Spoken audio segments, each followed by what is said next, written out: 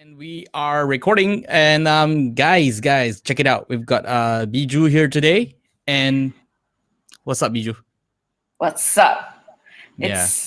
It's okay lah.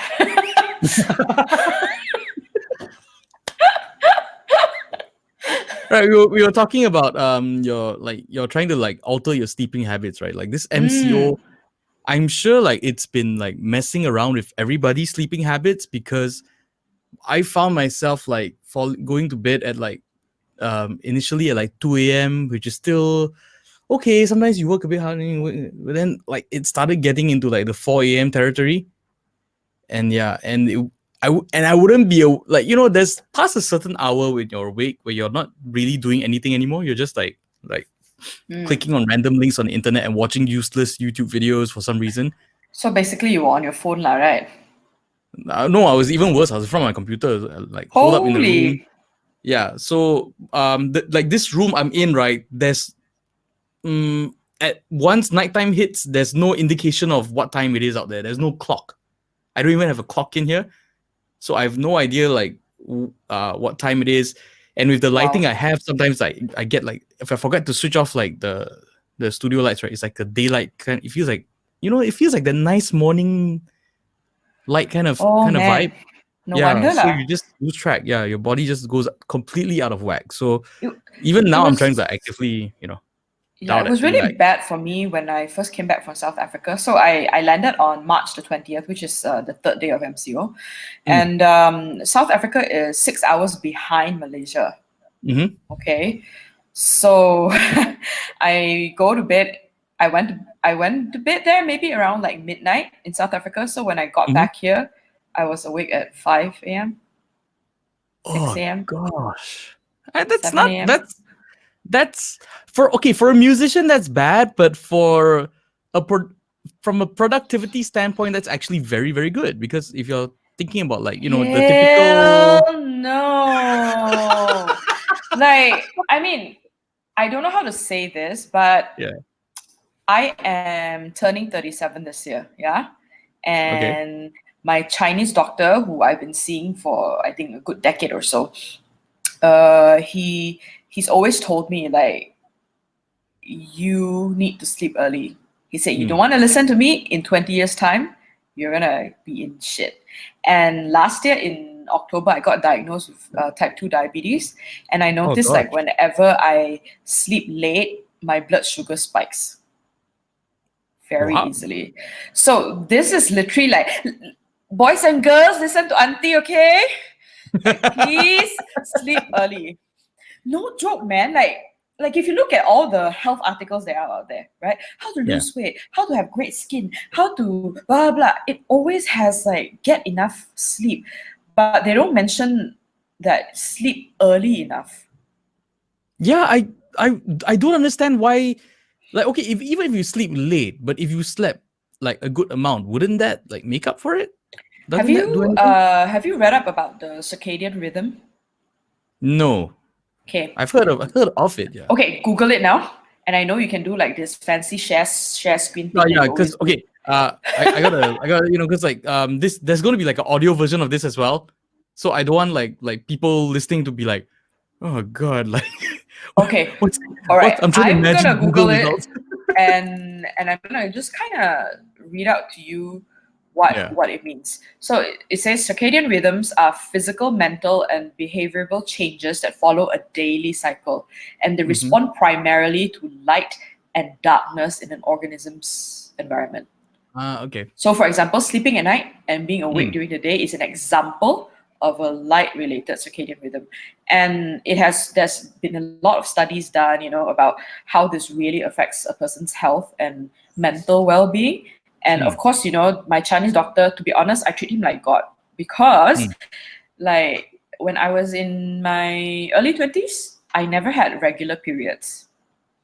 Sometimes it would skip a month, sometimes it would skip 2 months, those kind of things. And one day I teman my mother to go see this China doctor for fun.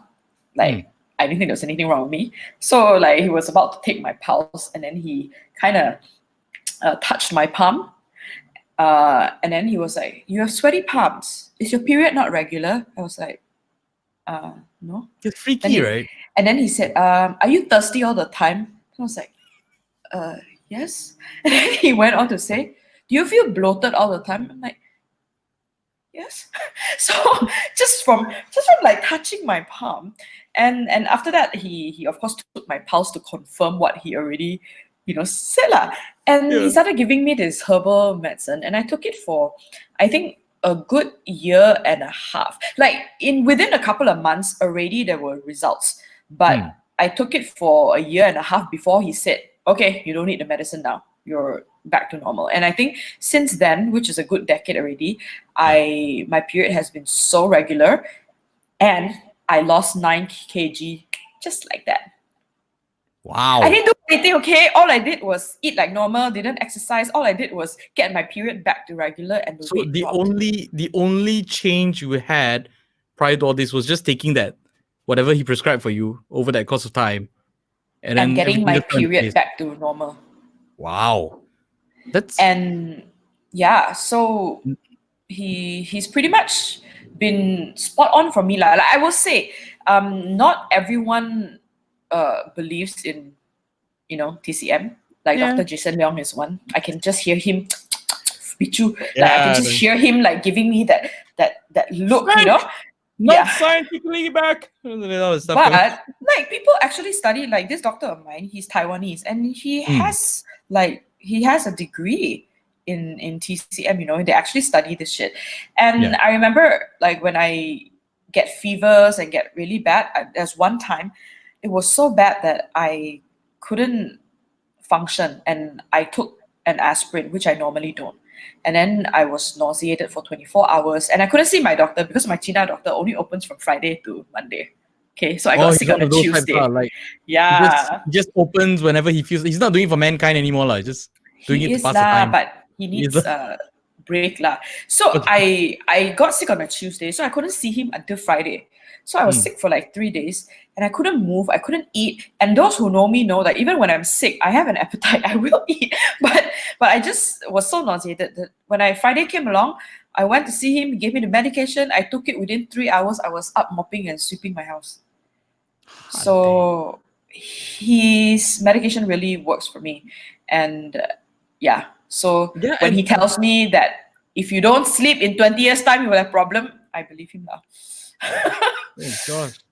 Well, yeah, I totally understand this because like I don't think you're alone in this. I think there are a lot of Chinese people, women especially, like that trust their TCM doctors like nobody else, because like for some as a guy I cannot relate because for some reason women's bodies are particularly sensitive, so and everything affects the periods and like Hormones. It's all hormones. hormones and all this kind of stuff, and stuff gets out of whack if you drink too much cold water lah, you do too much of this lah, I don't know, like you eat something and then like stuff gets delayed, and then like 5 years down the line you're paying for it some way or another, right? It's like this amazing chart that cannot be understood, but somehow the DCM doctors they just touch your wrist and they figure you out.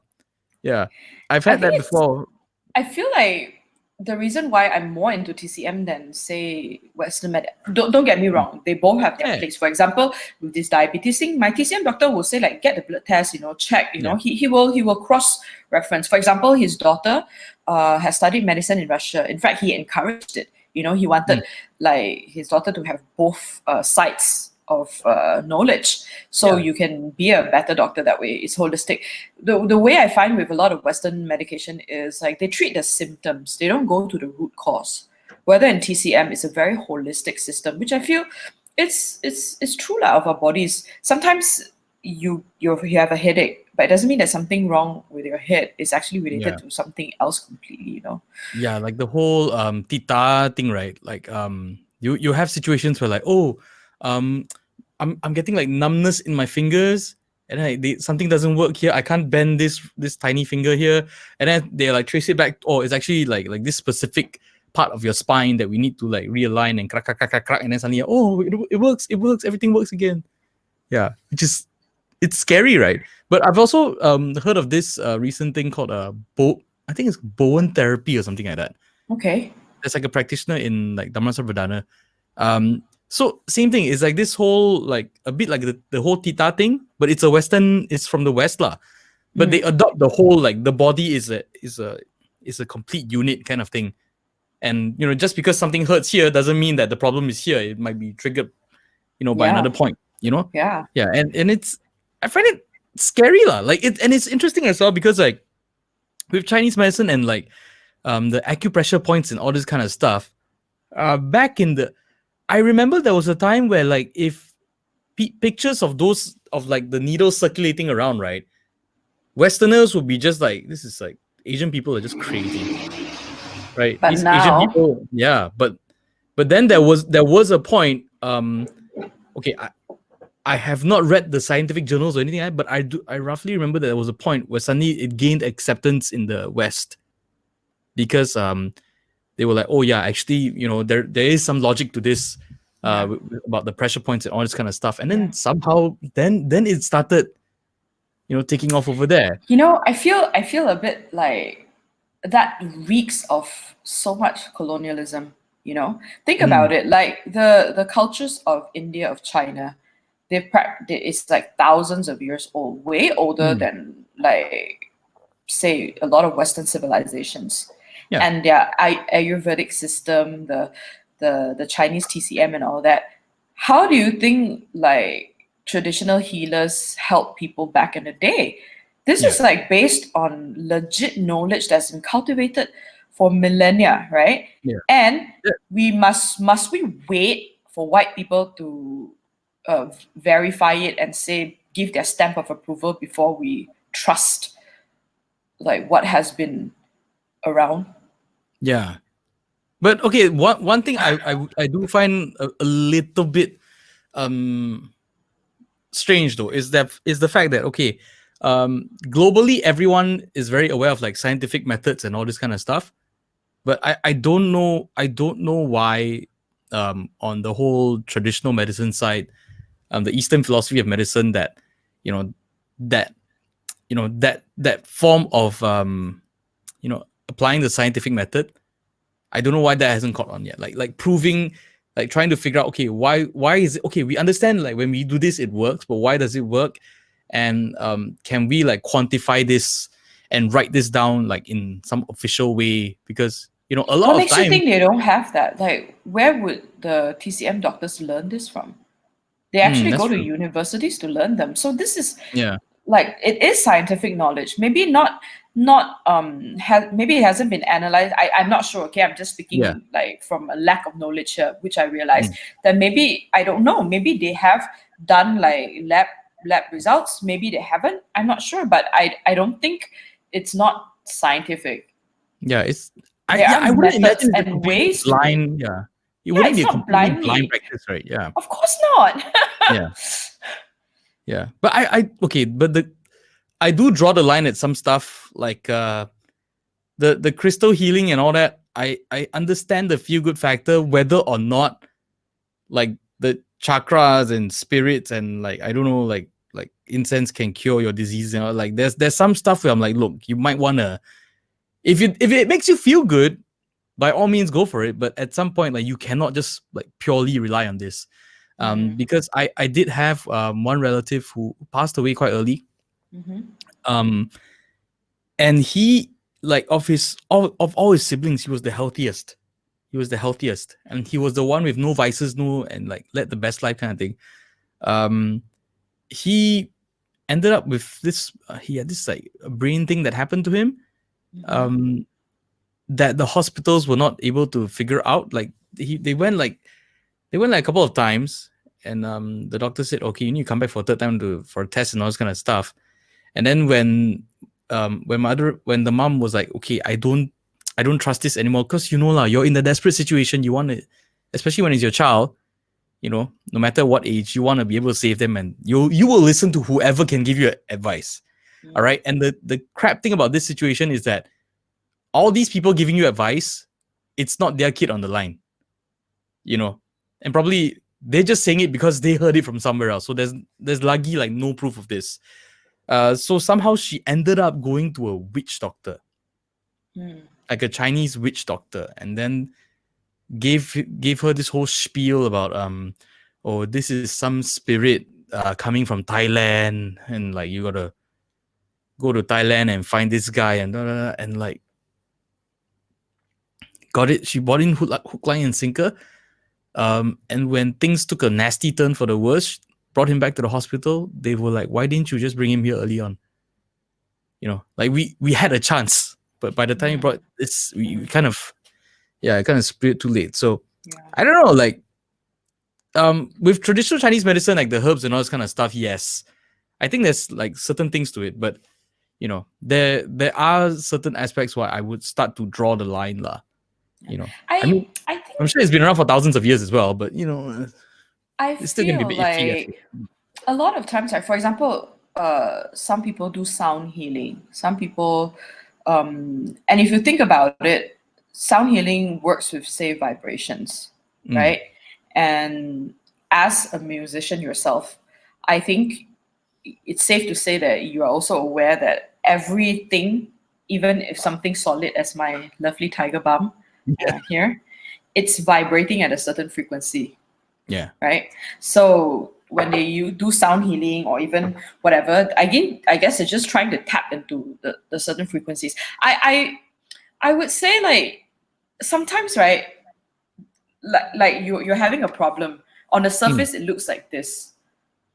But I read like a few articles that also mention about how when we have, say, for example, childhood trauma, or we have we're the kind of person who represses our emotions, or basically if you're emotionally and mentally not balanced, it can sometimes manifest as a physical ailment. You know, so I think like it's good to not say rely on the more esoteric treatments 100%, like in the case of your uncle, sadly, but rather if that can supplement whatever you're doing, I say go for it. Because I have friends who practice this kind of stuff, and I've done like a sound bath before. I mean, have you tried any of these things? No, like this kind of stuff. I generally, okay. One, I barely go to the doctor as it is. Like I can be sick. Like I need to be like sick and barely able to walk like that level. Then I'm willing to go to the doctor. Why? I don't know. It's just I think it's just this like the male brain thing where like I don't wanna, like, you know, I'm a warrior. Like you don't want to show weakness. Probably there's something very stupid going on in there, which I'm very highly aware of. But for some reason, it's like, yeah, it's like the typical like the Chinese uncle thing lah. Like, just like smoke a cigarette, have a beer, and once it passes, you know. Let your body fix itself, and it will get stronger. You know, that kind of thing. Right. Yeah. I wonder if that advice worked out, the percentage of, you know, how often that advice works out. Stephen, you're still young, huh? Listen to auntie. Please take good care of yourself. 20 years time down the road. Yeah. I mean, I think it comes back also to this, you know, I think we're brought up in a way that teaches us to be falsely strong. We're taught that asking for help is a sign of weakness. Showing vulnerability makes you a person who's not able to take care of yourself. But I feel like we have to unlearn this, man. We have to unpack these very harmful concepts that have been shoved down our throats since forever, and understand that, hey, I think the strongest I've felt is when I've been able to ask for help and show my vulnerable side, you know, and then you realize that, being vulnerable and asking for help is such a privilege, actually. Yeah, because if you ask any successful person by any measure out there, they will tell you that they did not do it alone. That it was not a one-man show that, you know, brought them to where they were. It was a team effort at some point. Yeah. You know, this is so interesting. I feel like we're talking about so many connected things. For example, just now we were saying like how our human body, the TCM believes that it's such a holistic whatever, right? It's like a, and I feel like the human body, if you think about it, maybe we're like a microcosm of what like the earth is. you know, like the world and how, you know, the butterfly effect, a butterfly flapping its wings here could trigger a hurricane like halfway around the world. And it just brings back to something that I've always believed, that we are all connected. Everything is connected. We maybe just can't see it physically, but I strongly believe that everything is connected. I have a theory like that as well. But mine, I drill it down to the sustainability of the human race thing.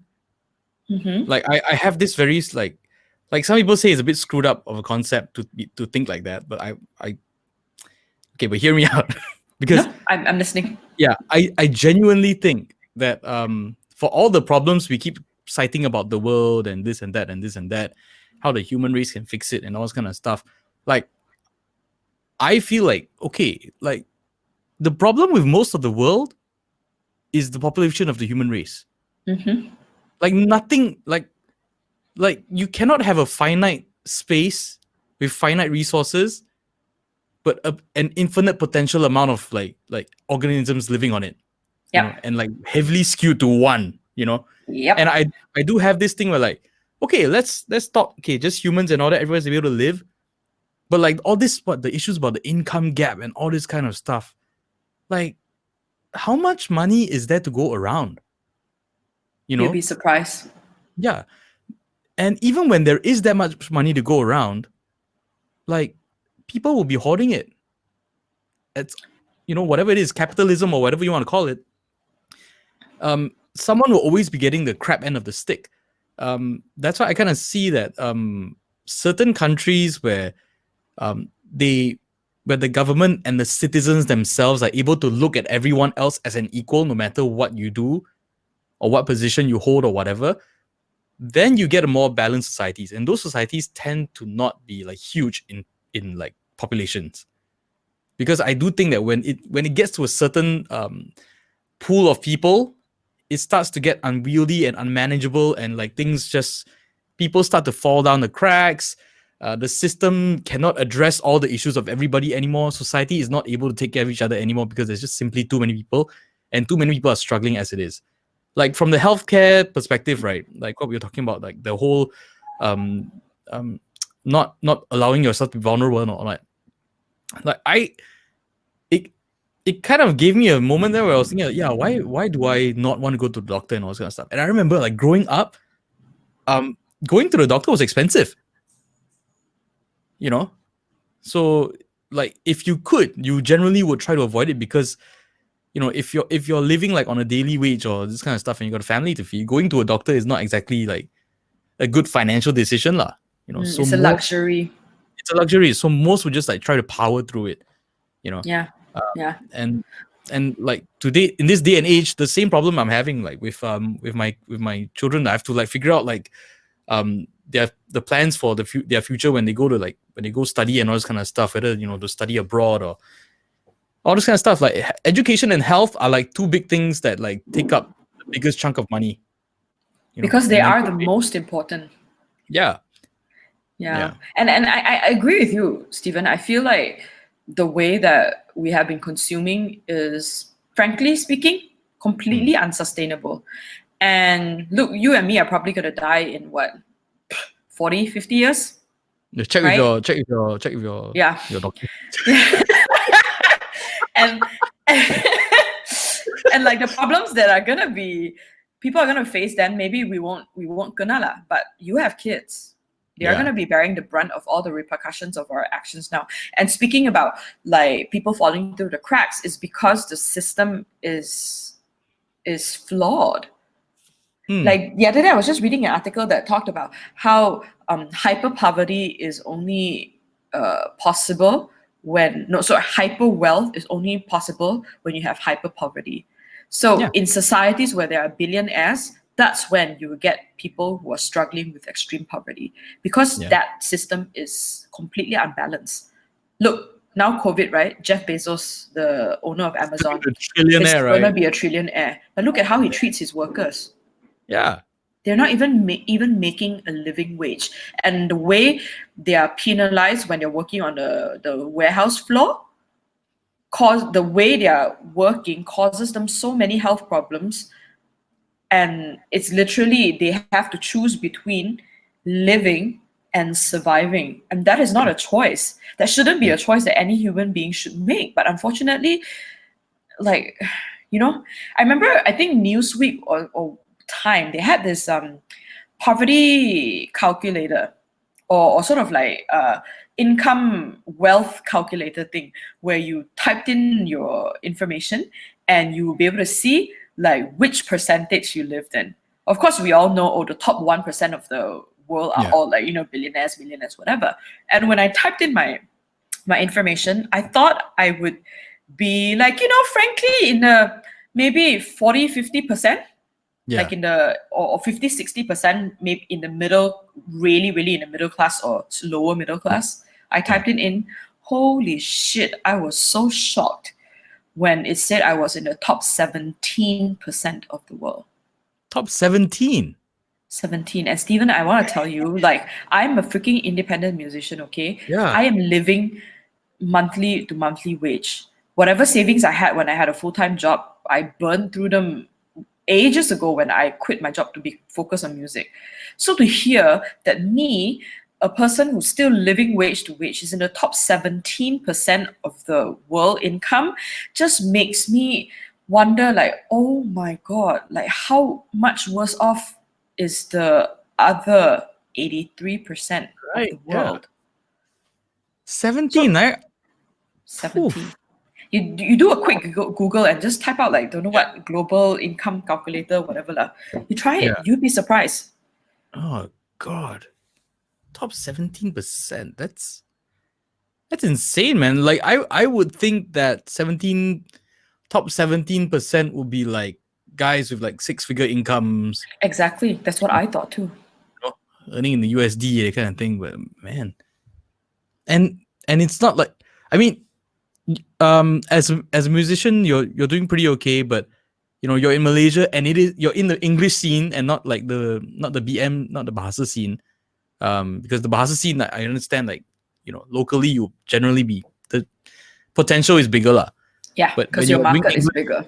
Yeah, but when you're doing English, local market wise, you're kind of restricted. So with those restrictions, you're still hitting 17%. That's okay. I have to say, like, I'm not relying on my music income like 100%. I am doing other. I used to be a writer for a magazine, so I do have like 1 or 2 freelance sort of like writing, editing things on the side, and then I teach vocals in a local university. So like whatever I earn from this sort of like regular income pays my bills. And whatever I make from my music, I reinvest heavily back into my music. Yeah. Like I said this before in other interviews. Like last year, I did a calculation. Like I took my band on tour to India, right? I recorded 4 new songs. I threw an event. I spent like close to 35,000 men on my music. Damn. 35,000 ringgit. Yeah. Calculation like that, I was like, what the dude? But 35 grand, did you get all of it back and more, or did you? Oh hell no, man. Okay. Like hell no. Like even my event, I made a loss from my event. My India trip, I didn't earn much from it. In fact, the people were supposed to pay me until today still haven't paid me. So you can count that off as a complete loss. Yeah. And of course, recording my music, these days, who buys your music? People like to stream. And how much does Spotify pay me for a single stream on Spotify? 0.000 something cents lah. So are you self-published, or are you under like? I'm under a publishing, like a publishing company. Okay. But still, it's like my music really isn't making me a sustainable income by any means. But here I am 15 years later, after being a fresh-eyed like college kid starting a band, I still feel so enthusiastic. I still feel so excited about the things I'm doing. Like did you start off as a duo? Like yes, because we were a rap. We called yes, rap. Because you know Hero, right? Yeah, of The bass. course. Yeah, so like he was my college junior, Mm. and then like I had him like I think it was more in college projects. So it was like a punk rock song, and I knew that this guy was actually like he knows like he can hold a punk rock groove. Yeah. So I got him to like record for that demo. It was like a live thing. And then I think that time, yeah, I got to meet Uena as well. And yeah, that's where I first heard of you, because even then when I first saw a name, I was like, okay. Because every other Chinese performer, right, were going under like no one wanted to use a Chinese name lah. No one writing English songs wanted to use a Chinese name, right? But I was like, oh, okay, like this is different. Like she's just going straight with BIHZHU, and I was like, okay, and like the fact that over the years you stuck with it, wow, that just blew my mind up. And I I really like enjoy it because like it just shows like how it just shows a lot of strength lah, that you're willing to stick with it, and it's something's very strong to me. I don't know. I feel like certainly I didn't do this alone. You know, Mm. I feel like all throughout my journey, I've really been blessed. Like I don't believe in coincidences. I'm the kind of person who believes that everything happens at the right time for the right reason in the right place. So it felt like my entire like musical evolution from the days of Rhapsody, because that was my first thing to Rhapsody, like yes. yeah to to me being BIHZHU now was Yeah. it like my trajectory was never like that, you know, Mm. never a very steep curve. It was a very gradual incline, and maybe having that kind of a growth, slow but steady, is what is still keeping me going, I guess. I've never felt really burnt out. I like I said, I'm still so excited and enthusiastic about the things I'm doing, you know. Yeah.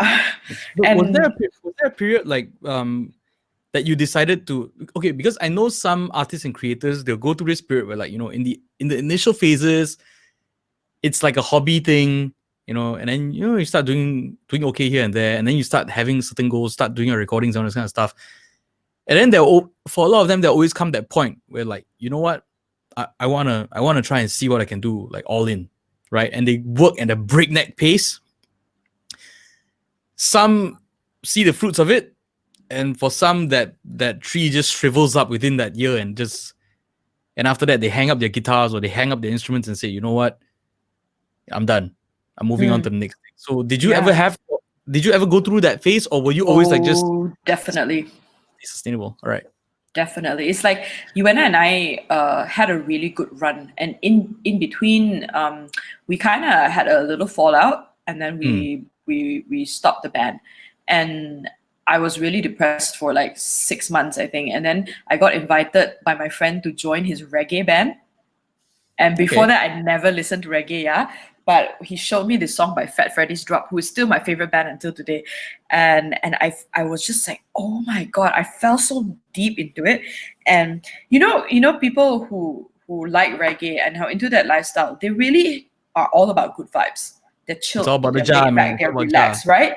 Yeah. And I was being thrust in that environment for the first time, and sort of allowed to really be myself and not have pressures and inhibitions, and whatever I did was always welcomed with no judgment, But which what were was you doing before? Like, why the inhibitions before? Like, what were you dealing with? Like, what did okay. you mean? Frankly, I never learned music professionally. Mm-hmm. Okay. And working with Wena, she is of course incredibly talented. And how we worked in our partnership was I would always write the lyrics and do some of the melody, and she would always come up with the music. And when we started growing a little bit, and then we had like Jimmy Tan from Tempered Mental as a drummer, we had like Kevin Tessera as the bassist, and Fast Sam as guitarist, and they were all like trained and learned musicians. I'm not saying that they made me feel small, but rather I allowed myself to feel small. Yeah, because In that environment, I felt judged, and I felt there was a lot of pressure. Like I never knew what was going on. And And yeah, so it became like a bit of a strain sometimes. So when I suddenly switched to being in this reggae environment, and whatever I did was just like, hey, that was good, man. Like, oh, and suddenly it literally, like, that burden that I put on myself was gone. Yeah, it's that thing of like being in a room full of like scholars, and then you're like, oh, should I say this? Should I say that? And then suddenly going into another room where like everyone is just like in like t-shirts and ripped jeans, and you're like, yeah, I'll just like say whatever's on my mind, and it's like, yeah. And Yeah. fair in like to be fair, both sides could actually like mentally be in the same place. The scholars could be actually like very chill as well, but it's just that on our own, like, oh, what's this flat 5 to major 7 transition that they're talking about? What's this? No, literally. Sometimes Yeah. they'll be saying things and I'll be like, what's that? They'll be like, never mind, you won't know one. Yeah, So, right. so I mean, they're not wrong. I They're legit wrong. don't know. Yeah. And to be honest, sometimes, like, even when I'm with my band right now, like, I would have to ask them things when they're talking to each other. I'd be like, Nish, what does that mean? And Nish is kind. He always explains to me what they're talking about, and I really appreciate it. But there are a lot of things I don't know, and Yeah. I know that I don't know. And sometimes like within the band, you need that one person who can be that bridge between because I deal with the same issue. I went to the same college as all of them, but I did not, because I don't play an instrument. All right. So I went as a singer. So all the instrument stuff, all the theory, all that just Whoosh. it went whoop, yeah. But for me, I came from the angle where, like, if something sounds right, it sounds right. If it doesn't sound right, no matter what you do in theory about it, if you're not bending that note with your soul, like, it doesn't work, right? If you're just bending it just to bend, then you just, it's kind of like that. So I think we kind of like can relate in a sense that we go a lot by gut feel, Definitely. right? And the flow, whatever that Definitely. flow is, and we just follow it, right? And sometimes we hit a good flow, sometimes we just like flow into God knows where lah. Yeah. I will say Yeah. this lah. I'm not averse against learning Yeah. when I need to. But I've also have come beyond the point where I belittle myself for not knowing something. Yeah. I moved beyond that, and it took a really, really long time, to go from feeling small to feeling accepted to feeling comfortable to feeling confident. Yeah. And even though my band right now, like, I play with Nishtam, Shaky Shaky, Ryan Lee Yeah. on drums, and Jude Bensing on guitar, they are all extremely accomplished musicians in their own right. But never have I ever felt like I didn't belong with them. And never ever have they made me feel like I don't belong. So how did you overcome that internal? Because this sounds like that it was mainly an internal issue, right? It wasn't, because I with the musicians you're pointing out, I don't think many, if at all, any of them would be the type to like try to push you down or talk down to you. At least based on my experience, so I even then, internally, I'm guessing you had to build a lot of strength and this like decide on certain things, right? So Yeah. what was that journey like for you from going to that, Yeah, but like I said, when I joined the reggae band, it was like that burden lifted, and I yeah. felt comfortable to try new things, experiment things, and then halfway through that, Iwena and I got back together, Mm-hmm. and we moved forward, and it got to a point where we had a discussion, and it was like our schedules right now. I had a full-time job and she works in music. Our schedules were not syncing. So I finally made the decision. I think I was 27 years old then. I oh wait, okay, how I made a decision is like a separate side story. We can do that, but let me just like go No time along limit here. first. No time limit. Don't worry about it. Yeah. No time limit here. I finally decided to quit my job to pursue music full time. Mm. And in 6 months, Iwena moved to Singapore permanently. Oh, yeah, I remember that. And then here I was, shit, I've never written my own song in terms of composing the music. I didn't know anything, and oh my god! And then it took a lot of okay, I think I have to cite detour now, because if I don't tell you that story, it's not gonna make sense. Go ahead. So I follow a spiritual path called Ekankar, and it's called the path of spiritual freedom. So the teachings stress a lot about things like love, karma, reincarnation, personal responsibility, and also they feel like the expression of God's love comes through the light and the sound. Okay, and I remember when I first got my job as a writer in a men's fashion magazine, I said to my spiritual master inwardly, I said, like, I don't know what you want me to learn, but I'm very sure that this job is there to teach me something that I can later use in service for life. You know, I can use it to serve life. And in 2009, I was invited to be a speaker at the seminar in America. And for the first time, they were trying a different format where a young person, I was 26 then, would interview long-time people who had been in the religion for a very long time. Wow, on no stage. Pressure. No pressure. And when I got that invitation, I was like, oh my God, I can do this. I've been in this job as a writer for 3.5 years, and I've been interviewing people from day one. I got this. And then I laughingly joked to my friend, does this mean I can quit my job now? Oh gosh. Right? Yeah. And then at that time, I was staying with my mom in around Mid Valley, and there would be a bus that would pick me up from right on my doorstep and drop me right at the doorstep of my office. Cost 1 ringgit. 1 ringgit. Okay. So I went to the seminar. I did I did great, and I came back to Malaysia. Oh, sorry, I was at a seminar, and I attended a workshop for musicians. So it's like they were framing music through a spiritual viewpoint. Like, as a musician, how can you carry spirituality into the way you write music? And the facilitator at that time, he is a professor at Juilliard. He has played with Dizzy Gillespie, Lena Horne, and he was also of my spiritual path.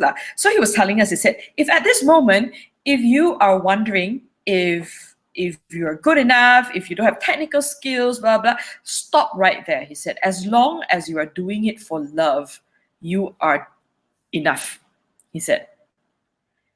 And I was like, huh, okay.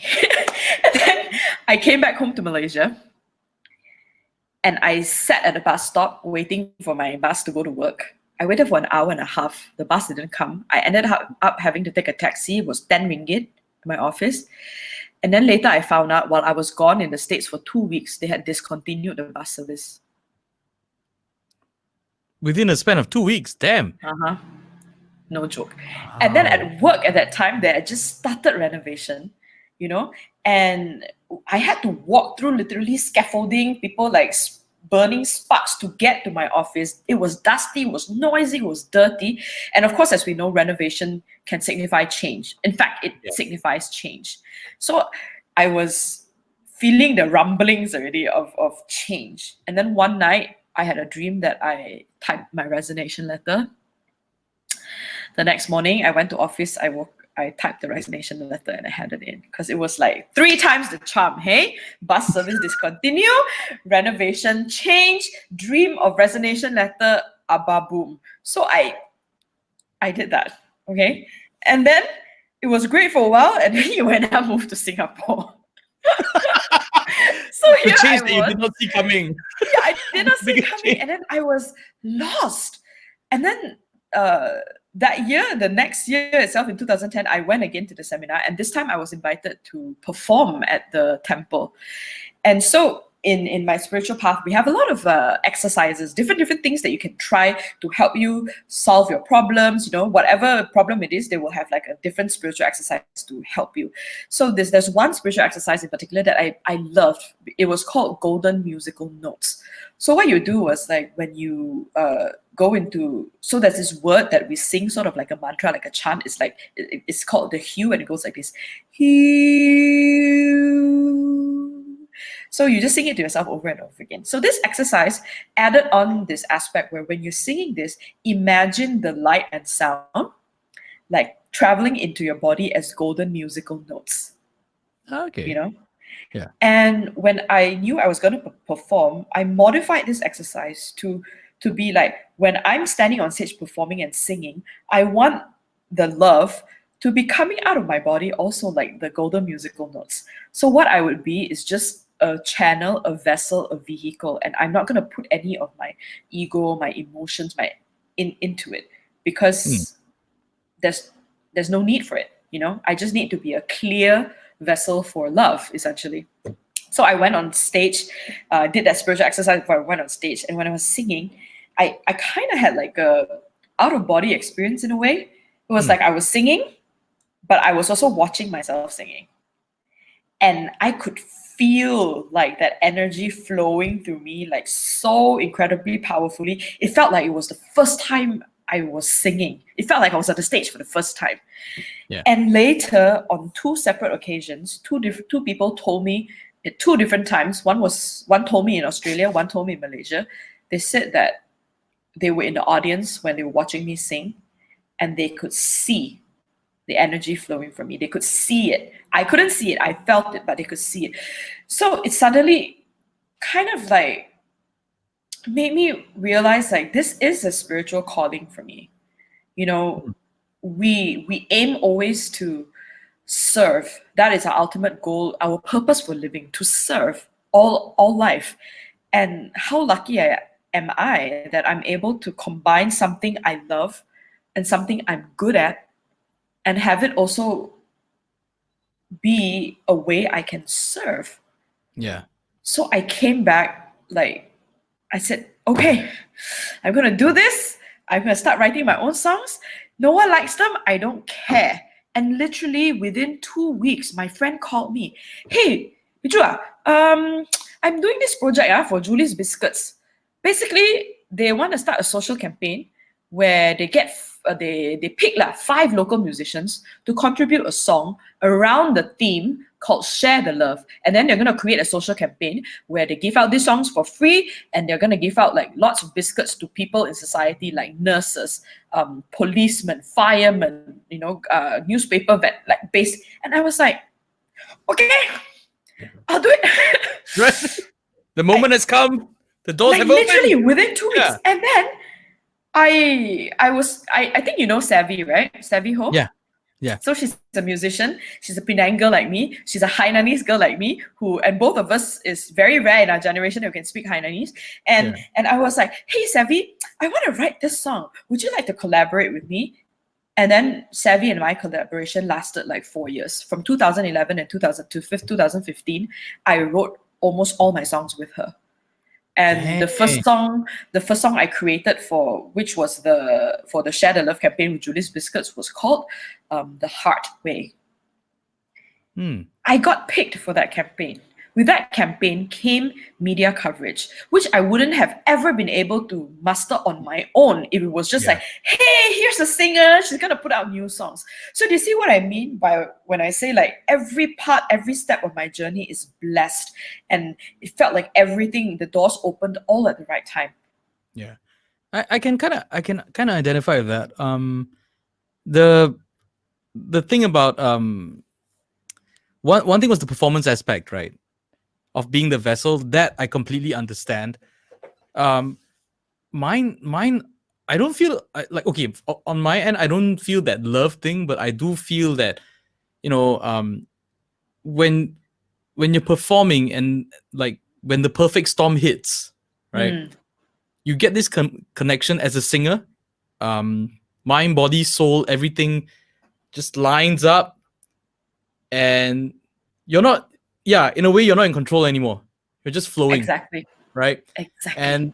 And that's the moment where, you know, people, because like I used to sing like bar gigs, and bar gigs are the Mm-hmm. ones that no one is there to really listen to the band. Mm. All right.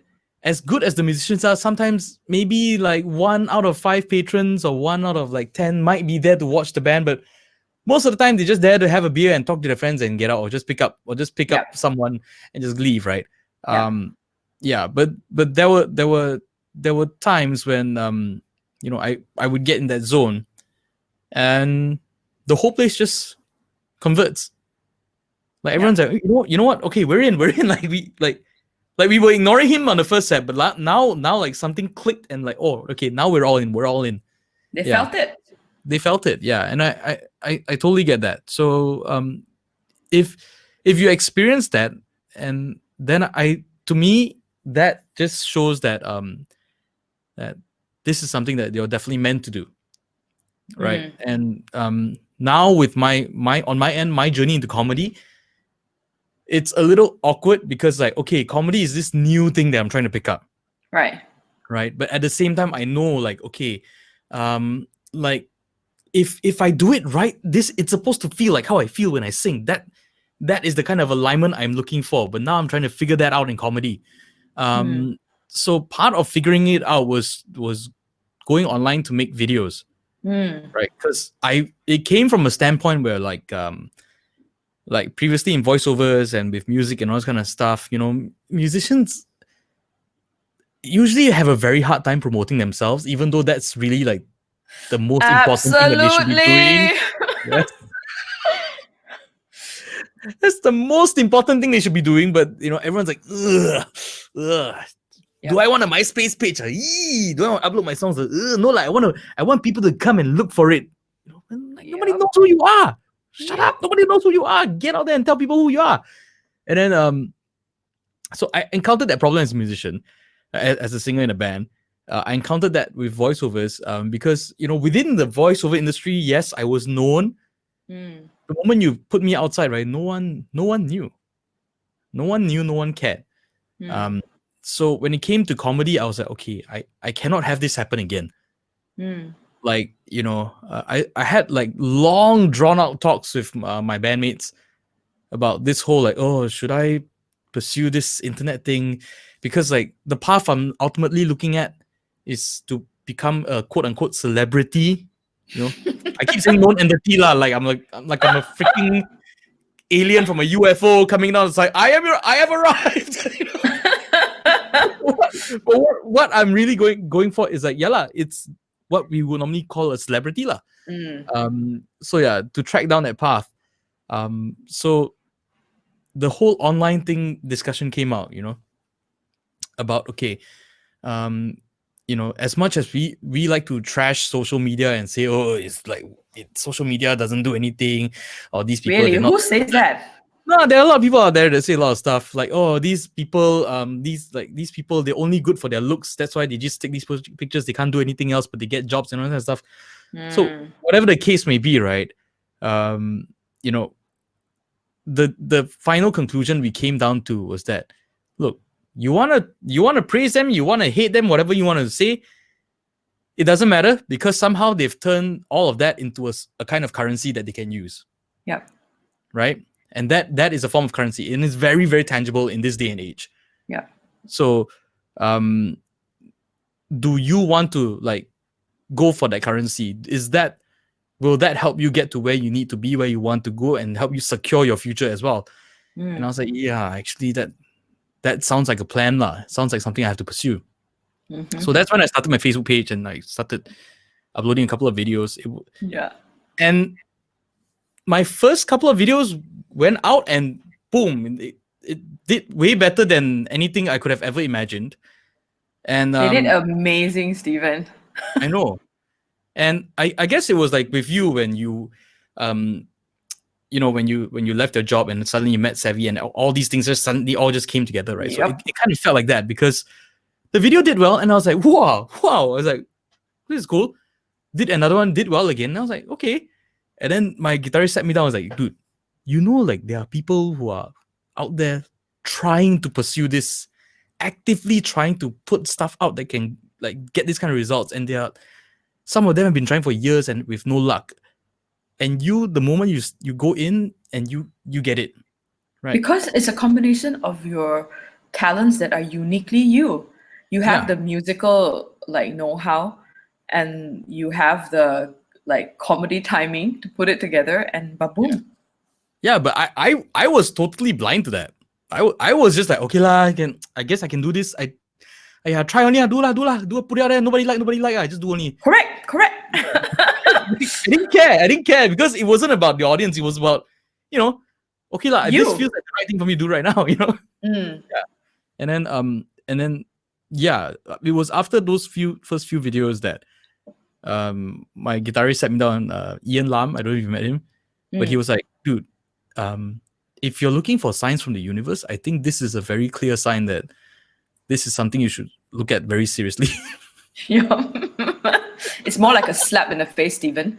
Yeah, it's like, cannot feel it, is it? What are you supposed to do? Oh man, stop singing for beer. So okay, so did you end up going through that like working like at a breakneck pace kind of thing? Because I did that last year, where I committed to making one video a week for the whole year, and I thought I was making it easy for myself because I set the bar really low. But then people started telling me, that's quite a huge undertaking, right? I'm like, really? Yeah. And then like a few months in, I was like, yeah, oh my God, like what did I get myself into? But I stuck with it. Will I do it again? I don't know. But am I stronger for it? Yes, for sure. And yeah, so I was just wondering, like, if for you, have you ever gone through that? Like, because you did mention that you did, I think I think I did sort of like have a really tough phase after coming out as a solo artist. Here I was. There are times when I had only 3 ringgit left in my bank account because I was relying so heavily on the music, and it got to a point where I don't get me wrong, I have a huge admiration for musicians who are able to do like the bar and club circuit. I have a huge admiration for musicians who can do the event circuit, like the range of their repertoire, the commitment to always delivering what your client wants. Yeah. Oh my God, that is insane. And I say that because I'm the kind of person who cannot do it.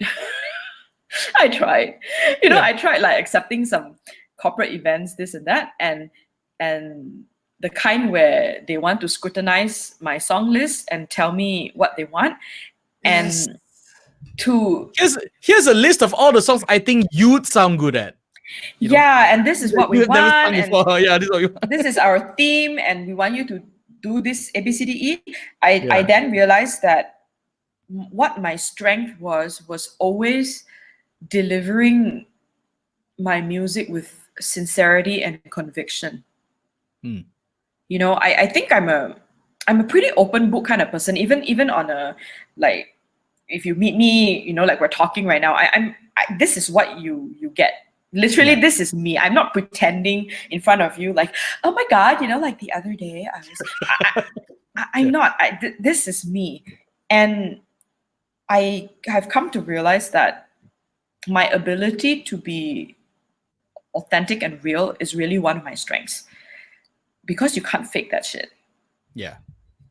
And that's something a lot of people like struggle with, because they have what they really are, and then they have what they think they are. Yeah, or what they think other people want from them, and then they put on a facade or whatever. So when it came to like learning things that I did not enjoy or performing things that I did not believe in, there goes what makes me unique. Yeah. I wasn't sincere anymore, and I didn't feel that conviction in what I was singing. Like for me, even when I'm performing, no matter what I'm doing, I always memorize lyrics, because for me, the lyrics are so important. They're telling a story, and I have to feel it. I have to believe in it for me to successfully convey to you what's here? So Yeah. I knew the event, the club, the bar thing was definitely not for me. It's not for me. So with that, meant a huge loss of income, because if you go down that route, Yeah, it's for musicians, that is usually the tried and tested, money maker lah. exactly. I Yeah. have a friend who is really successful at that, and I love her to pieces. And she's we had this conversation before, and then she asked me, "You don't want me? Like you can earn like 3K 1 gig just for you alone, And then I was Yeah. like, what? You what? You earn that much per gig? Right. Oh, I felt the pain, man. I Yeah. felt the And pain. and that's usually like the week where like your phone screen cracks and then like you need a new phone. And then you're like, But maybe, I would maybe. say, like, persevering with what I really believed in, which was sort of going down more the artist route, writing my Mm, own songs. Even when I do corporate gigs and weddings and all that, which I do and which I enjoy, I always sing things I want to sing. Because I yeah. tell the client, if you want someone to sing what you want, you can just hire someone else. I mean, I don't say it like that, of course, but Yeah. essentially the message is you're Yeah, hiring that's me my message. because you want me. You don't want a impersonator. Yeah. So, and soon, like it took a few years, but I soon saw the fruits of my labor. I started getting invites to play festivals, and I started getting invites to do corporate gigs. I remember this one very clearly, like Hush Puppies. They were opening their flagship store in Pavilion. They invited me to play my own songs while their models walked down the runway. Whoa. And the client said this to me: "We can't wait to hear your originals." Nice. Oh God. my god, those years Yeah. of 3 ringgit bank accounts and chap fun every day. It's Oh, worth it, right? It's made it worth it for a while. it it really paid off. And I think I don't regret it. Like if you ask me if I could do it all over again, would I change anything? My answer would be no. I really have no regrets. Yeah. Yeah. My struggle was always I think that issue of not being able to play the instruments. So if I had a song idea, I wouldn't be able to like put it down and Execute like it, right? Yeah. put it. Yeah. So that frustrated me to no end. Also, the genre I truly enjoyed was like rock and like heavy metal, like hard rock and heavy metal. Mm-hmm. And like it would like things were just narrowing down. Like like today, I think the only rock band left is like what, Foo Fighters and the Black Keys, you know, Kyoto Protocol. You know, Oh. there's so few left. So that market, like at one point, I was so convinced because you have bands like Kings of Leon and right doing that 70s throwback, right? So I was like, Mm. okay, the 80s and 90s thing is gonna like, they did the 60s thing, they did the 70s thing, the 80s and 90s is gonna come, that trend is gonna come back, right? And I'm gonna ride that wave. I'm gonna ride that wave, yo. That wave never came. That wave never came. So I got really frustrated. So I just like put it aside for a while. I stopped Mm-hmm. performing. And then after a couple of years, some friends called me up that I performed with. So started the bar gigs, and it was a band where like the musicians weren't like professional grade or anything, but it was a lot of passion. So a lot of just vibing in it. So that was really fun. Then my last run was with my guitarist Ian, and this percussionist and bass player Wawan. So we played at Taps for like 5 years. We were Mm. there for about 4 or 5 years. Wow. And throughout that 4 or 5 years, initially the first couple of years was a bit rough because like, a new band going to a bar, the clientele doesn't expect you to do anything new. They expect you to do what they want to hear, right? But Yeah. in your way, that kind of thing. But Mm. we never bowed to that because like we would go in, and my mentality was like, okay, look, if we're talking about like the bar band kind of setting, right? Like playing the hits and all this kind of stuff. Our mentality going in was that, look, I don't want to play Smoke on the Water, Hotel California, like enough, please, enough, enough. That like it's like we're in like the 2000s, we're in the 2010s already, we cannot be still playing that stuff. There are a whole bunch of guys already playing that stuff, right? And they do it really well. They've been playing Stairway to Heaven like since Stairway to Heaven came out, and they're still playing it, and it's totally fine. They're killing it. It's great.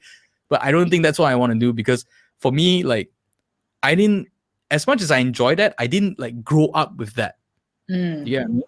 Like I grew up, the stuff I was listening to was like would be like Limp Bizkit, Stone Temple Pilots, Right. Foo Fighters, the early days, and all this kind of stuff. And even like we would throw in Venga Boys in our set. Ooh. Acoustic band are doing Venga Boys and doing like Britney Spears or whatever. Because like, if I'm going to be like tactical about this, like this is the stuff that I genuinely want to sing, because like even like in my teenage days, I was listening to a lot of pop and rock and all that as well. So this is stuff I resonate with, and I believe that people at around the same age as me are the ones that are also frequenting the bars right now. The ones who are still harping for like play that funky music and the Elvis stuff and all that. Different generation. Different generation. So I'm like, okay, maybe I should just like work on this. So we did it, and after about I think the first year struggle a bit, but after a while people started realizing that, oh, there's this one band in town that does like Gangster's Paradise. There's this one band in town that does like Interstate Love Song. There's this one band in town that does like only this, all these like 90s stuff and early 2000s stuff. So we started to get like a little following lah. Yeah, which was kind of nice. So I mean, in terms of like as a singer, sticking to my guns, that's the closest I've gone, because like trying to stick to my guns in my college days, like that didn't pan out. So I think now in comedy, I'm trying to rectify a lot of all these, like, not to say rectify, but learn from all these mistakes. Mm-hmm. Learn from all I these don't think parts they are mistakes lah. Yeah. I'm gonna quote my favorite band to you, Fat Freddy's Drop. They say this: "There are no mistakes, just lessons to be learned. I should have listened long ago. Drown my ego." But yeah, the ego, right? The ego. Mm-hmm. So what? I've been following Yuri's posts on Facebook. Me too. Recently. Yeah. Because even before I started my Facebook page and YouTube channel, I got to speak to him, and like the conversation I had with him was about like starting a YouTube channel, what to make, what to do, like. And then he gave me the whole spiel about, oh no, you gotta like, you have this, and then you gotta deliver something of value that people want and all that kind of stuff. So I was like, okay, but then like what, it really falls back to, okay, I have all the information, so what do I do?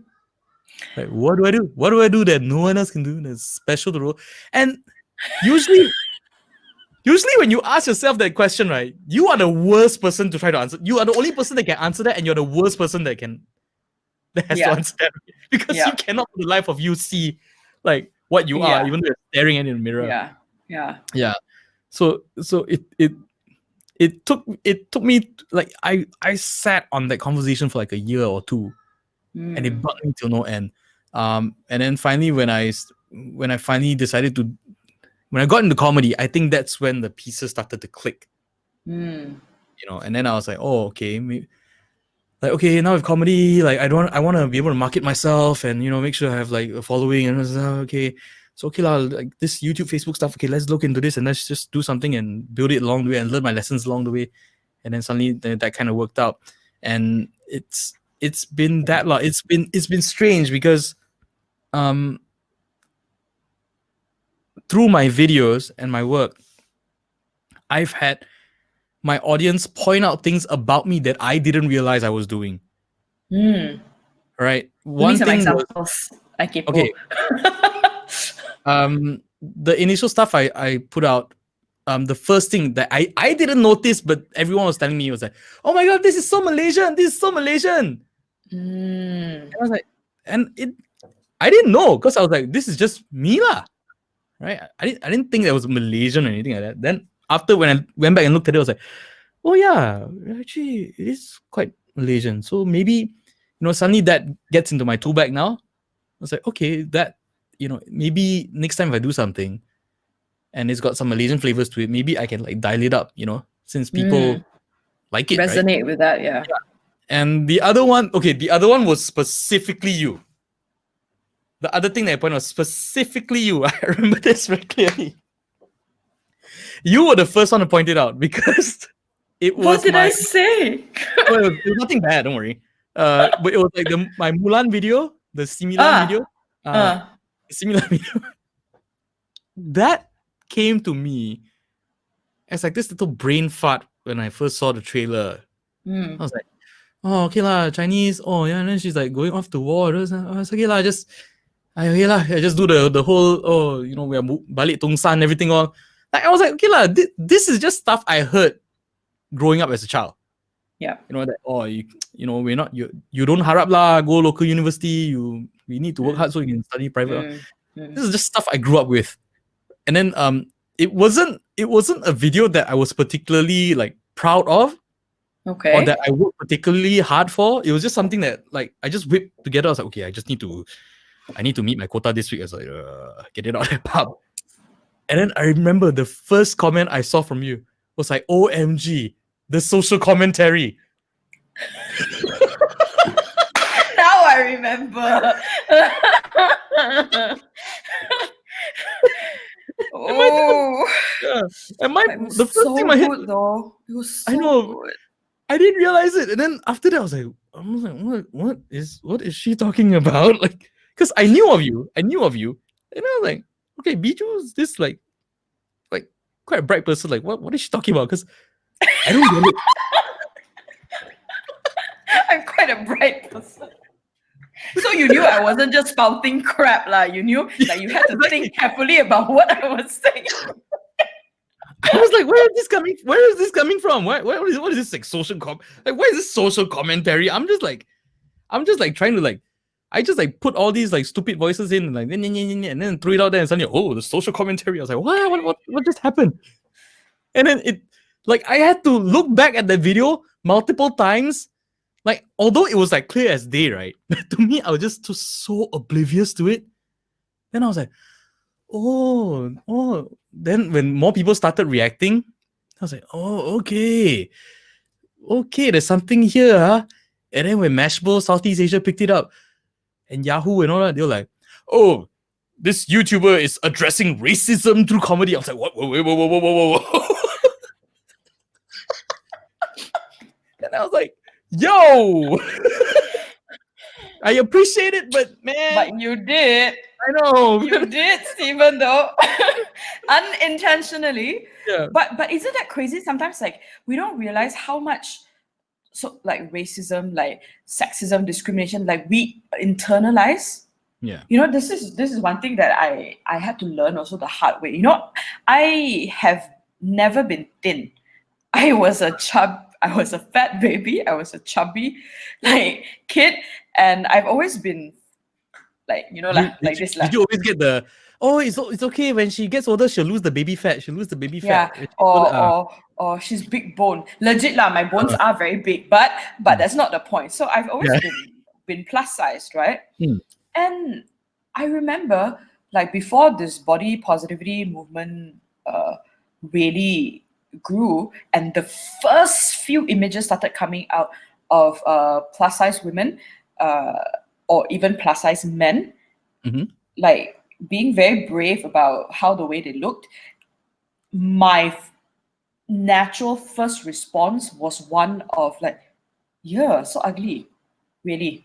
My first initial response was, and then I caught myself. I was like, wait a minute, you are fat.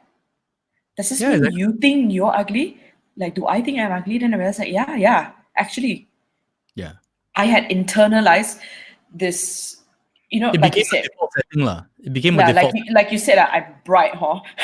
So I consider myself like fairly educated and smart and all that. But here I had already been subliminally, subconsciously ingesting all these messages from the mass media, from society, that being fat was ugly.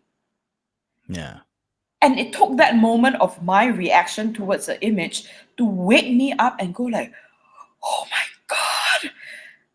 And then slowly, as more and more people participated in body positivity, and they were so like unapologetically themselves, and suddenly my perception towards these images became like, now when I see, I can genuinely go like, oh my God, that is so gorgeous, that's so beautiful. And I'm not being fake or just trying to jump on a bandwagon, but Yeah, that's you're not adding sympathy points, lah. It's like a legit, there's no need for sympathy. This is a yeah. person existing as themselves, and that is so beautiful. And it took like a normalization of the media in a way for me to change my mindset. So now Hmm. when people talk about, oh, representation in media, I will always agree with it because I saw the first-hand experience of how it affected me. And like there was this once like a scientist, a researcher of some sort. He did a test called internalized racism, and then he would put images. For example, you have a black person, a white person, and then he has a statement. Who do you think is gonna commit a crime? And then you always have to click on your first reaction. Oh, so no thinking about it, lah. It's No thinking. So when I did that test also, and it also had different things, not just black and white, but they had like male, female. They had like many, many different variables, but they would put a stereotypical statement, and you would have to go for your first instinct. Then only I realized people say racism doesn't exist. People say don't see color. That is all bullshit. We have yeah. all internalized it, and we just don't realize it. Yeah, I think I don't know if we talked about this on the Chat Fan show, but I brought it up recently because we had Letitia Felicia Ravina. Yeah, I have to remember. I have to memorize that name. Who's a trans. She's a trans, and she won like 2017 this Miss Trans International Beauty Pageant. So we spoke at length about her transformation and all that. And yeah, it's like the thing I brought up was that, you know, the problem is, part of the problem is that we like to put labels. People like to identify with labels, right? So to me, the ultimate utopian solution in the perfect world is that no labels. People are people. Humans are humans. Your gender preference is really up to you because there's so much variety and there's such a wide spectrum out there. Your race and all this kind of stuff, there's no labels anymore, and that would be ideal. But unfortunately, that's not how human beings work. And even for her, she says that being trans herself, she has trouble like fitting in at times with like the new lingo and all that, because every other week someone identifies as something different, and then they need to be addressed in a certain way, and it's not like they're wearing a sign telling you that I don't like being called this. Correct. Yeah. And it just like compounds the problem. So I don't know. It's I don't have a solution for it, because to me it's like, I look at it from a point where, like, where is the intention of the person coming from to begin with? Because I've heard like people, like older generation people, use certain racial slurs that we would regard as like, okay, don't say this. It's not okay to say this anymore. But to them, it's not coming from a place of spite. They're not angry when they say that. They're not upset. They're not trying to put it in a negative light. It's just that was the word that they've been using all like since. Yeah, I would have to say this though, like there have been a growing awareness of the saying goes like this: you do not get to decide if you hurt a person or not, no matter where your intention is coming from. Something you say, something you do hurts another person, you are not allowed to say, oh, I didn't mean it, I didn't, it wasn't my intention to hurt you. It doesn't count, because that person is hurt. Your actions, your words have affected another person. So in that sense, I would say, like, yeah, you didn't, back in your day that was acceptable. Yeah. Today the things you say really can affect another person. For example, last time when, in the 60s, 70s, all that, men were allowed to say a lot of shit to women. Yeah, definitely. Which is Today not. is not acceptable. Yeah, it's not Right? acceptable.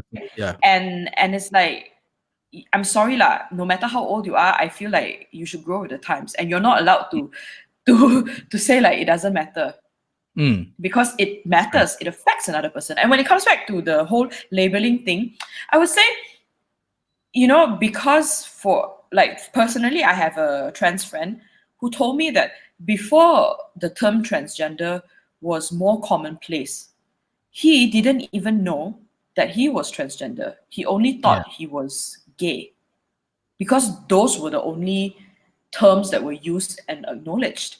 But now, with more awareness of what transgender means, he can now finally identify, oh, I am transgender.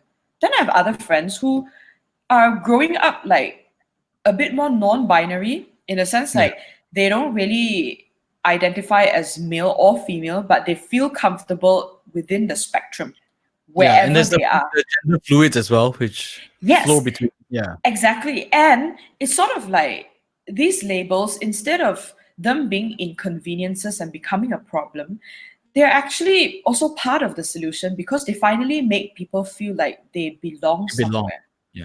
They can identify with something. Yeah. So I think if we see it from that perspective, it's like, oh, okay, another new thing we have to learn. What's the big Yeah, deal? because Learn it. what I understand is like I understand for me, like although my solution, my utopian idea is that to have no labels at all, because then everyone is just free to be whatever. Mm-hmm. But then I also recognize the fact that like human beings are like we recognize patterns. We find comfort in groups, like the whole tribal mindset kind of thing, right? Yeah. So yeah, like it or not, at some point we want to be labeled.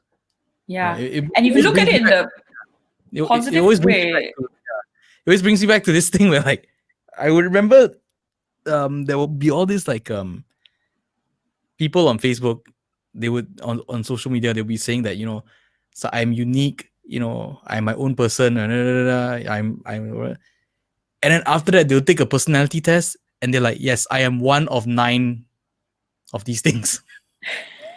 I am one out of 9 versions of this of people. And I'm like, okay, so say what we all want to say. At some point, everybody finds comfort, yeah. sitting under a rainbow. Yeah. Yeah, and I think like in this world where we're so connected at the touch of a button or a click, right? Having these labels sort of allows you to find your community easier. And when you think about it, a lot of times when you're growing up slightly different from the norm is what? Cisgender, heterosexual, right? When you're even slightly outside of the norm, you might be growing up in an environment where there's no one else like you. Yeah. But the ability to find your community today easily, I think, makes growing up a little less lonely. Yeah, definitely. Because can you imagine like if we grew up in a time where like music and entertainment would be totally like out of the question in terms of career choices? Like, not to say that we are discouraged, but like no, it is like there is no road. Unimaginable, right? It's unimaginable, right? Yeah. But the fact that both of us were able to, like we have a common pool. We like, for people who don't really like, who haven't really met that many times, we actually have quite a common pool of friends. Oh, right? A huge pool Huge. of friends. Yeah. Insane. And then like, so yeah, if it wasn't for these people, because I remember like out of I think I am the only person within in the arts in my family. Same. Probably including my extended family and all this kind of stuff. Same. Yeah. So I don't know about like in your schooling years, I don't know, like it was hard to fit in for me. Like it was hard to find where I belong and all this kind of stuff. And it was good in a way because it forced me to be myself, because I was very stubborn. I don't like I don't want to conform. I don't conform. I have a bit of a rebellious streak that way. Same. But when I went to college and like ended up in a music college, and I ended up in bands, and I was like, oh, okay. So yeah, I can be myself, and that's comforting to Actually, know. I felt the same way. It was only until I came to uh, college in KL where I Hmm. finally felt like myself. Because, when I was really, really young, my mom taught me to read when I was about 3 years old. Dang. Okay. And she gave me English books. So my brain, I would say, is hardwired. English maybe is my first language, Yeah. but I went to Chinese school for 12 years. So I went to a Chinese primary school and I went to a Chinese private high school. Can you imagine? Oh, Where I learned same. things in Tuzong, are you in Tuzong? Good Oh song. Yes. yeah, Termites. Well, termites. I was a Tuzong kid, and you know how Chinese schools are like. Kudos to them. They instill such a great Yeah. sense of discipline and teamwork and all Yeah. in you. But oh boy, they sure like to hammer those nails down until they're smooth as shit. Haircut certain length, uniform have to I wear a know. certain way. And I remember I was a school prefect. Yeah. I was a patrol leader of the Girl Guides, president of the Leo Club. But I was the kind of prefect that never do homework for thanks school. And as the president of Leo Club, I was really, really insistent on my club members. I told them we must always be different, always do things differently. Like even the community board that every club Yeah. has, I would insist every month we have to change it. Don't be like anyone else. Do our own thing. Yeah. And to the point where there was this teacher who hated me, and trust me, the feeling was mutual. She one day caught me for I don't know what never listening in classical or something, and then Hmm. she called me in for discipline and she scolded me. She said, "Why do you always have to be different?" And that was a mind blowing moment. My jaw dropped, and I was like, "My Oh, teacher is asking me why I must be different. you're right. What the Why the hell do I What want to the be the hell? same?" So Oh, it God. was really hard lah. When I got to college and suddenly everyone Yeah. speaks English and thinks in English and like liberal and free. I was like, I belong. I kind of had a bit of a similar upbringing as you, because I was born in Singapore. Oh, Um, okay. I got kicked out of the country when I was 9. How My come? parents, like some paperwork thing. My dad was there on the work permit. My brother and I were both born there. Both parents were Malaysian, so something about the paperwork. I had like 2 birth certs, one from Singapore, one from Malaysia, and then like just got kicked out right away. But yeah, growing up in Singapore, my parents do not speak. They don't know English. Like, because my parents aren't like highly educated, so they Okay. went there like working like So my apparently what my brother told me was that when my brother was very young, he only knew how to speak like Hokkien and all this kind of stuff. So when he started going to kindergarten, it became a massive problem. So the family that my mom was working for, I think it was this elderly couple, but then they had like some kids that were like working already lah. So some of them like took us in as like like God family kind of thing lah. Mm. So when I was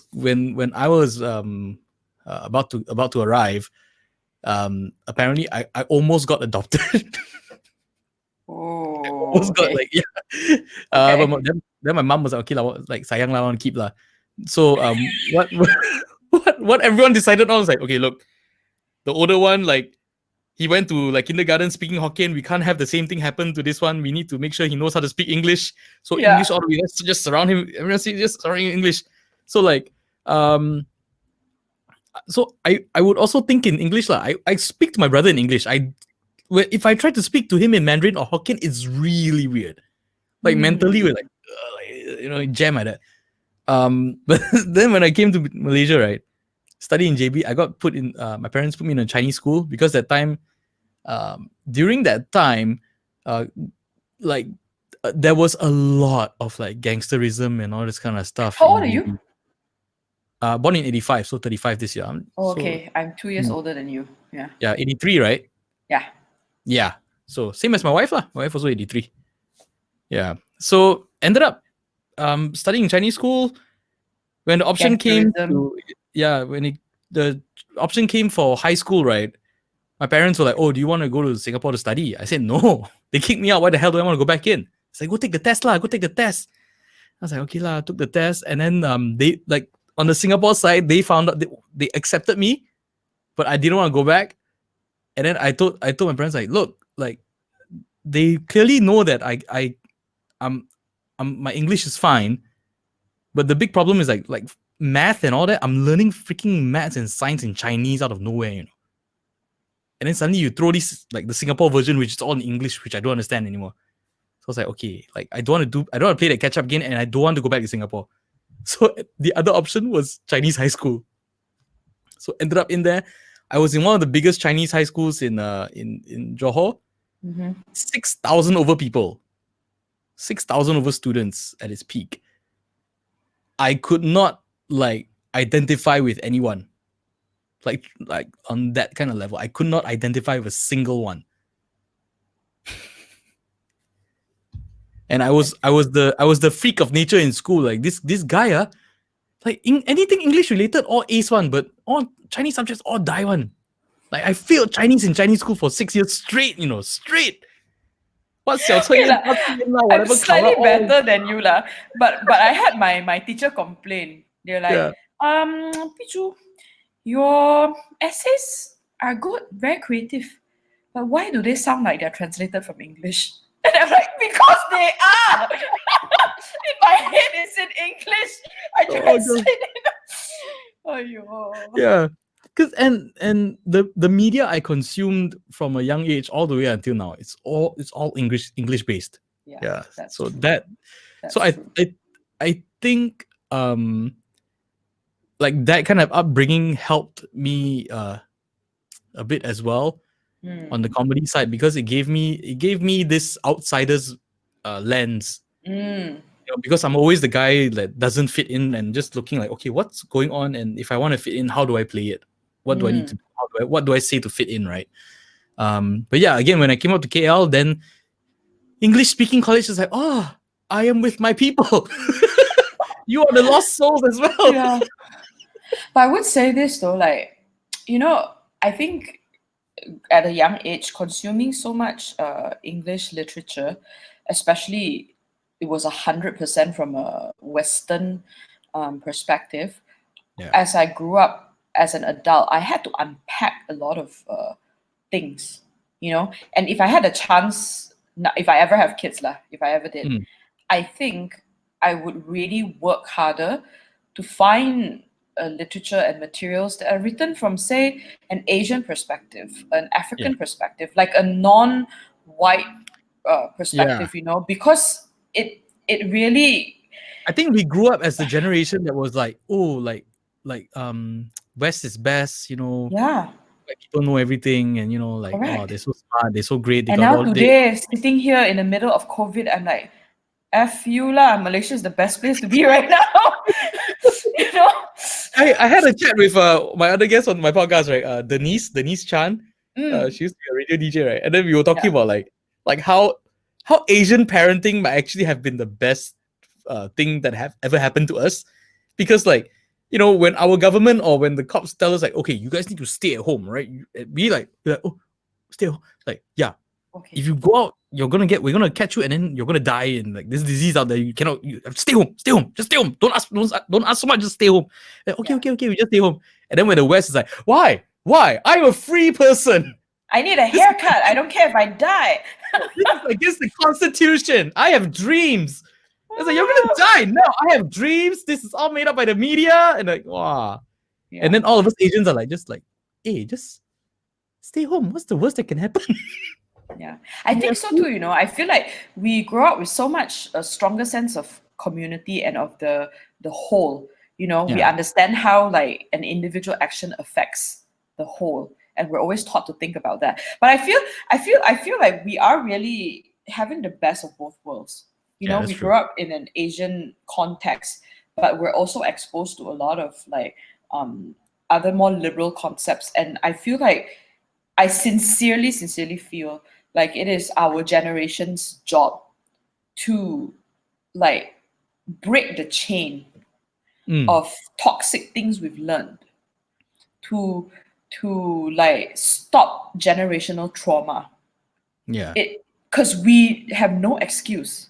We know better. And it is our duty to like really can't be the pebble that stops the wheel Yeah. and like send it on a better track. So like your children and the future generations really like grow up in a healthier environment. More open and accepting environment lah, where there's no inferiority complex. Because I think that was a major thing growing up, and like seeing all your heroes are like nothing but just like Western people, you know, having things that you will never get to see, and that you'll never Yeah. get a chance at. And then like but I think the fortunate thing was that when we did start having like locals or Asians to look up to, it was that thing where like, yeah, Asians can do it, but you kind of have to embrace the Western philosophy as well. Because when you embrace the Western philosophy in an Asian in an Asian society, you stand out, right? Mm. Whereas in the West, it's like everyone is trying to stand out, so you have to stand even further out in order to be noticed. And we've seen a good amount of that. I think again it's about balance lah. Yeah, so I think on And the Asian side, again, like representation, you know? yeah. It's like seeing people who look like us, sound like us, behave like us, be aspirational figures. I think that's really important. Yeah.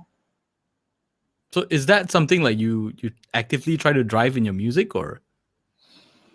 Uh, I don't know if I try to be an aspirational figure or anything like that. Like whatever I'm singing about are just things that either have worked for me Mhm. or definitely based on my own experiences, that I just want to share, you know. So how has the journey for music been for you so far? Like, is there any plans where like, like, oh, if after like a certain amount of time, if I do this, I'm gonna stop, or is this like, no, I'm just gonna keep doing this until? Is there like a I big think goal or I something? think at this point I am going to just do this for as long as I can. Now I was just telling my friends the other day, I one of my good friends Inji, she has a little notebook, right? It's like Mhm. just sheets of paper, and on top of it, it says everything I ever wanted, and then there's like sparkles and a big empty space for you to Okay. write, and then at the bottom it goes, "There you go." And she gave me one of these sheets last year, and I Yeah. wrote everything I ever wanted, literally, and I pasted it in my journal. So the other day I was flipping through an old journal because I was looking for something. Then I looked at what I wrote, everything I ever wanted. I realized I actually already have it, just not in the Mm. amount that I was thinking of. Literally Yeah. everything I wanted, I already have. It's just that I feel like I want more of it because I don't know to say if I need it, or rather it's what I feel would constitute, I guess, success for me, you know. Yeah. And There's always a lot of that. yeah, and people have asked me before, like, oh, what would success be like for you as a musician, this and that. And then when I thought about it, I was like, oh, actually, again, I am already achieving what I really want, just not in the scale that I would like to. So now I guess it's just trying to improve, Mm. try different new ways of getting where I want to be. Like, you were telling me about how your comedy thing really combined all the things that were uniquely you, and you're Yeah. putting it out there, but you didn't see it, Yeah. right? So last week I started this series. Was my first episode.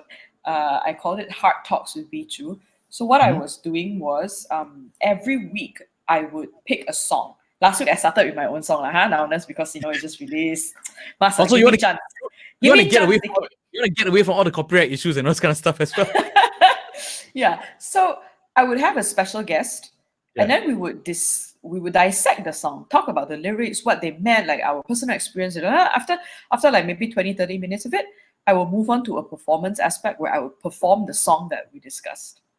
Ah, nice. And I have like 2 more episodes planned for now. At first I want to do weekly, but now I'm thinking again that maybe I might space it out to bi-weekly, so at least it's like more manageable for me, on top of everything else I'm doing. And then I realized while talking to you earlier, it's like, I guess that is something that are my unique talents put together. Yeah. I am a musician, but I also feel like my friend said this to me. She said, you're kind of wise with a lot of experiences, and you can convey what you think Yeah. in an effective way. And then I was like, actually lah, huh? Yeah. So I feel like by doing this, I am combining the unique things that I have and sort of just putting it out there in the world. Yeah. I like, ever since I started my stuff, I've been a very strong advocate of not to say not planning, but to not let planning get in the way of progress, of putting something out.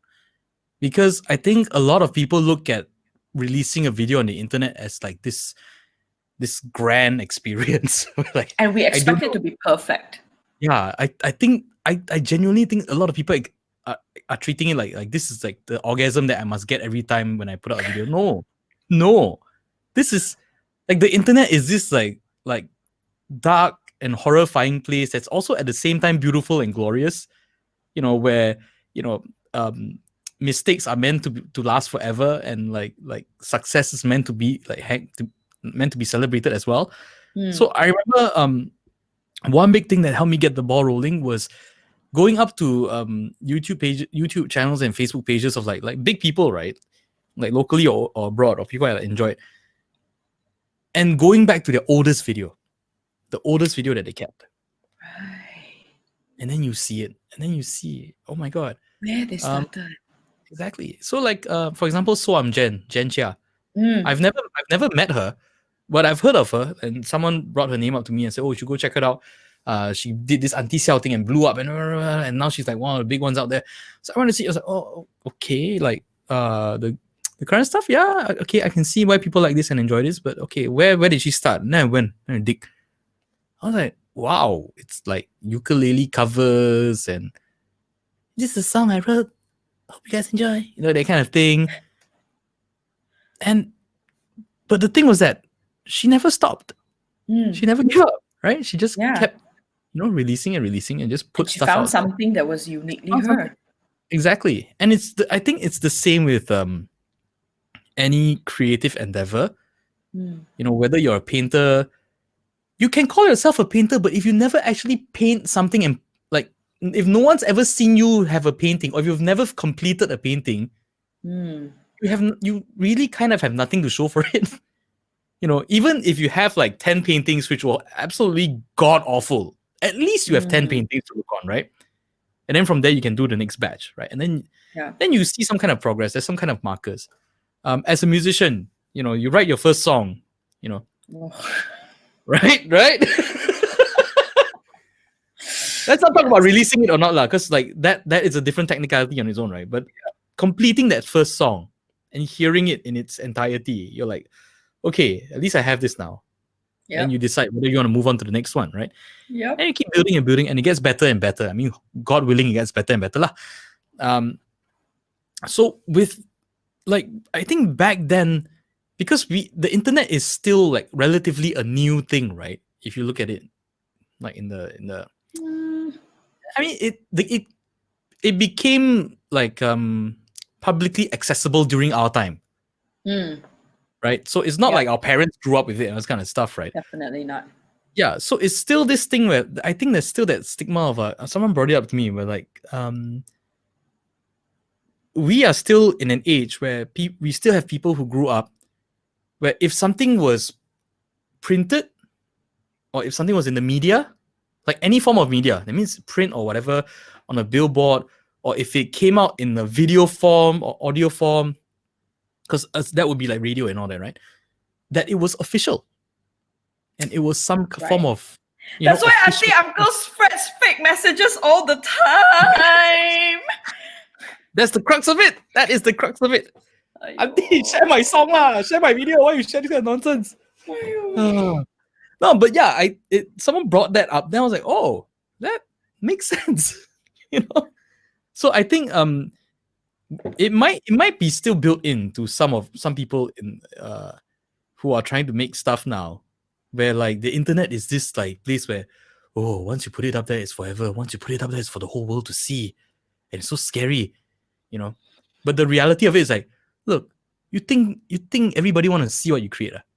You think everybody's so free? You think the internet got Yeah. nothing better to If look at it's a instead? sex tape, maybe lah, but Yeah. Even then, there are plenty out there. From what I've heard, there are plenty out there. There are free ones, there are paid ones. There's way too much out there. What will make you like, you know, yeah. like take that lead, you know? So at some point, you just have to like get over yourself and just decide that, you know, I'll just put something out and then see what happens. And if I like it, let me do it again. If I like it, let me do it again. If I don't like it, I don't do anymore. Simple as that. So I've when I started my own page and all that, right, I've been a very strong advocate of like, whatever it is, just do. Just do. Yeah. You can plan till the cows come home and all that. But if you don't do, it doesn't mean jack. Yeah. Yeah. And I think with music, that's what you've been doing. Just do. Yep. You know. Yeah. When you do, more stuff will require you doing. Like if you do, more stuff will come along that will require more doing. And if you're able to do all that, even more stuff will come along. And then suddenly you find yourself just like buried in this whole thing. And like, what did I get myself into? Correct. Yeah. But it's interesting, you know, like I journal a lot, and I have this every month when I plot out my monthly thing, I have a page called gratitude, and then I number all the days lah. So every night before I sleep, I kind of just write down the things I'm grateful for that day. And sometimes I flip open that journal, I look at it, I'm like, oh shit, I forgot about that. And sometimes just looking at those scribbles, I can see what a difference a week has made, 2 weeks have made, a month have made. It's sort of like you don't see that growth. You don't see it because it's happening so incrementally, like slight. Yeah, But when because you we're just stand here busy and the day to look day. back, Yeah. wow, Right. you know?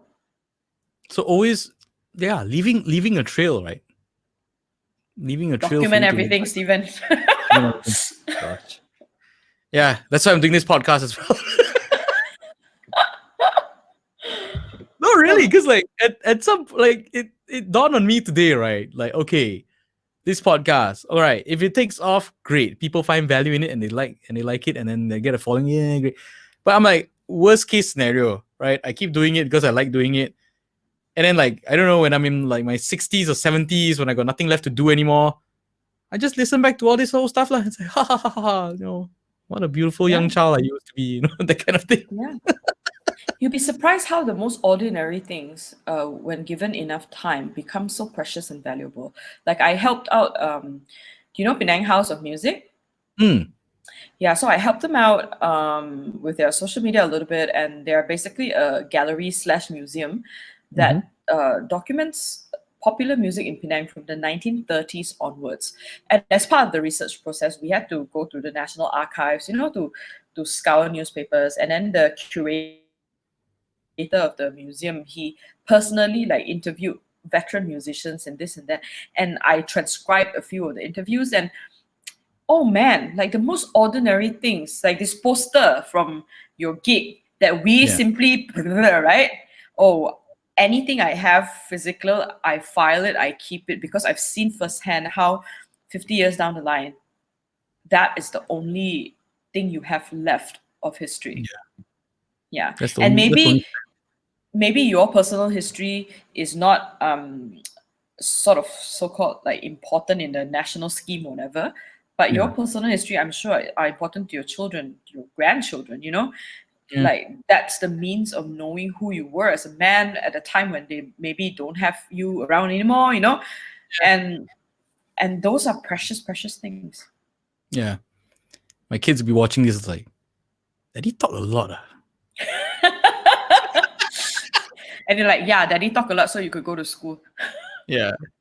It's like, maybe if he talked less, he would have gone to better schools. He should have invested in the stock market or something like that. Anyway, all right. Well, we are almost like 2 hours in. So yeah, I was just looking at the time. Yeah, it's getting really late. So just want to say thank you very much, BIHZHU, Okay, no for problems. coming on my podcast. Really appreciate it. And hope to have you back again. And thanks for watching.